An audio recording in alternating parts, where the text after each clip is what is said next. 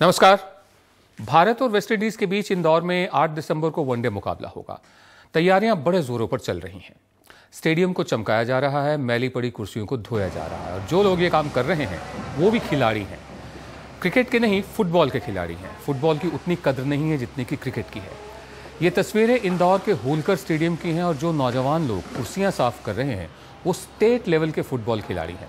इनको एक कुर्सी की सफाई के लिए ₹2.75 दिए जाएंगे। इस हिसाब से जो पैसे इनको मिलेंगे उनसे इन नौजवानों का फुटबॉल शूज खरीदने का इरादा है ताकि इनका खेल बेहतर हो सके। एक वक्त था जब एशिया की फुटबॉल में भारत का नाम था, लेकिन जैसे जैसे क्रिकेट और लोकप्रिय हुआ, फुटबॉल के दिन बीतते गए और आज वो इस हालत में पहुंच गया कि खिलाड़ी कुर्सियां साफ करने के लिए मजबूर हैं।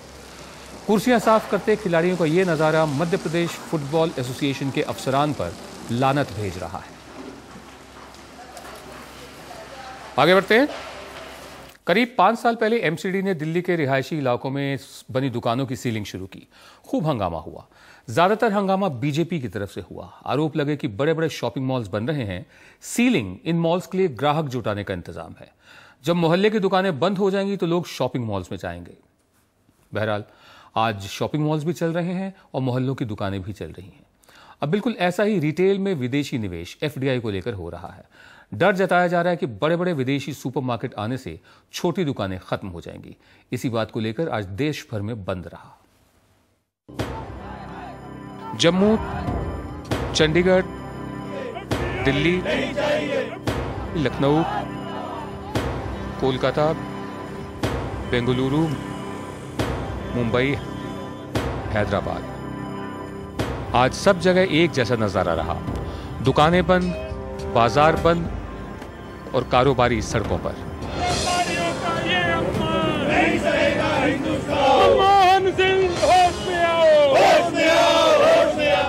रिटेल सेक्टर में विदेशी निवेश यानी एफडीआई का देश भर में अपने अपने तरीकों से विरोध हुआ। रिटेल में एफडीआई के खिलाफ लड़ाई सड़क से लेकर संसद तक जारी है। संसद के दोनों सदनों में आज भी जमकर हंगामा हुआ और कार्यवाही कल तक के लिए स्थगित करनी पड़ी। पिछले 8 दिन से किसी न किसी बहाने संसद में यही हाल है। सरकार और विपक्ष की जिद के बाद अब कारोबारी भी अपनी बात कहने के लिए सामने आ गए हैं।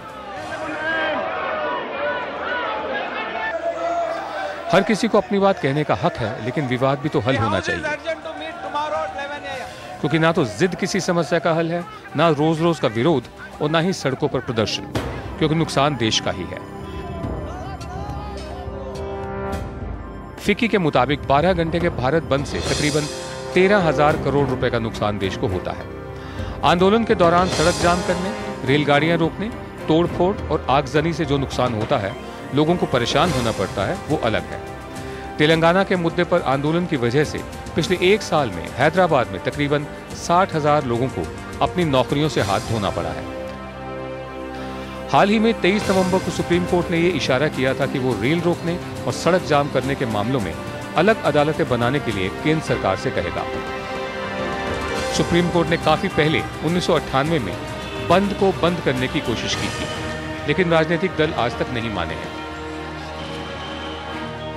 2004 में सुप्रीम कोर्ट ने बीजेपी और शिवसेना पर जुर्माना भी लगाया, क्योंकि इन पार्टियों ने मुंबई में बंद किया था। लेकिन ना राजनीतिक दल मानते हैं, ना ही दूसरे संगठन। लोकतंत्र में आंदोलन करना हक है, लेकिन जब इस हक का गलत इस्तेमाल होने लगे तो वो हक नहीं रह जाता। एफडीआई का मुद्दा ऐसा नहीं है कि ये हल ना हो सके, लेकिन हल सड़कों पर नहीं, संसद के रास्ते है, बशर्ते संसद चलने दी जाए।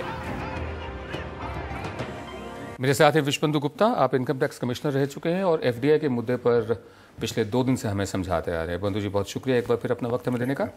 इतनी बड़ी खुदरा मार्केट है, रिटेल मार्केट है पूरे भारत में, मुझे नहीं मालूम कितने लाख करोड़ की होगी।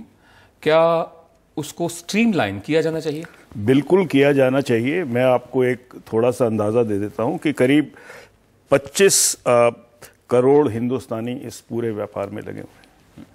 हमारी 120 करोड़ हमारी कुल पॉपुलेशन है और ये 25 करोड़ लोग करीब करीब 36 या 40 लाख करोड़ की ट्रांजैक्शंस हैंडल करते हैं। ये आप इसको अगर आप देखें कि 40 लाख करोड़ उस देश में जिसकी कुल जीडीपी 120 लाख करोड़ है, ये बहुत बड़ी संख्या है। हम जो बोल रहे थे, और मैं आपको बात बताऊं विनोद जी, मैं जो एफडीआई का थोड़ा बहुत ये कह रहा था कि इसको रेगुलेट करके किया जाए, क्योंकि ये हिंदुस्तान में अगर इसको सेंसिबली करेंगे तो रिटेल का व्यापार बहुत इंप्रूव हो जाएगा। NDTV's cricket app, Android and iPhone, fastest scorecard, special analysis, and much more. Download free. ndtv.com/apps.